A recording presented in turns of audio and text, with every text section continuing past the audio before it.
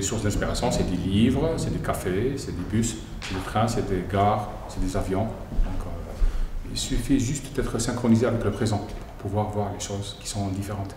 On vit tous plus ou moins dans le passé. Donc écrire, c'est voir le présent. Un écrivain, c'est un séducteur.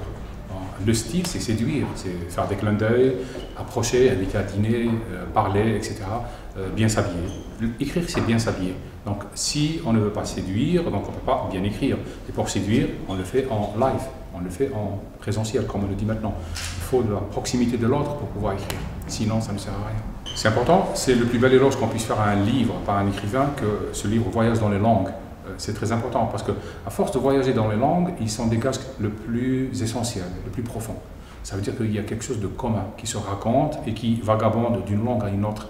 Et c'est ça le plus important. Un livre qui n'est pas traduisible, qui n'est pas traduit, ça veut dire qu'il s'adresse à une géographie, à une histoire. Mais un livre qui est traduit, ça veut dire qu'il a une autre histoire plus importante à raconter et pour tout le monde.